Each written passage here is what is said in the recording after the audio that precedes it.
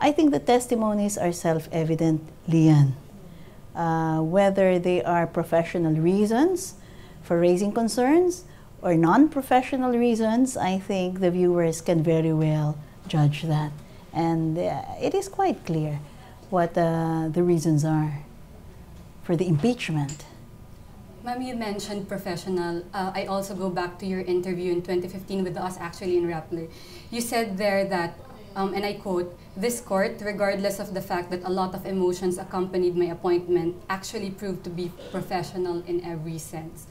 Would you still stay the same where you are now? Well, I believe that when it comes to court productivity, I could maintain that statement because from 3,000 to 4,000 decisions a year, we are now beyond 6,000 and reaching 7,000. Having said that, that means that there is a way for managing emotions so that they do not get in the way of productivity. And I have been trying my best to ensure that the output of the court is something that we can be proud of before the Filipino people.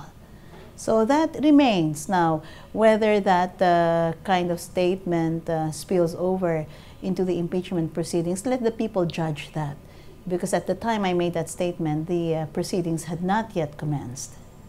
Ma'am, everyone must be wondering what it's like to be in that room when you conduct your ANBank sessions every Tuesday, given the testimonies at the House. How well I think when you asked me the questions of whether the high emotions accompanying my appointment would deter my push for the Supreme Court's reform programs, I basically said no.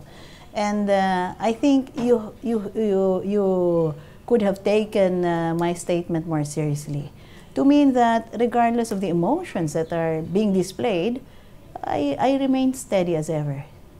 Ma'am, has any accusation hurt you personally, and what's that if there is?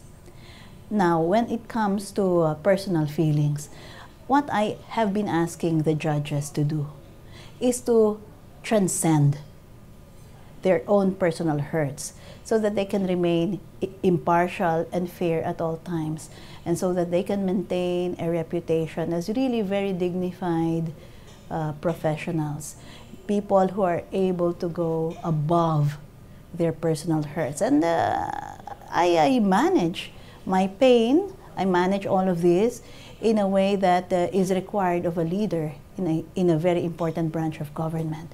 And I'm trying to set that as an example. Can you think of one specific statement from the justices that may have hurt you, something they said at the House?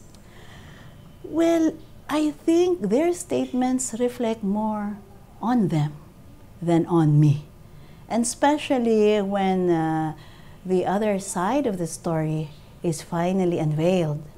And I'm referring, of course, as everyone will understand, to a highly probable Senate trial. I think everything will be revealed. And I think their statements are more a reflection on them than on me.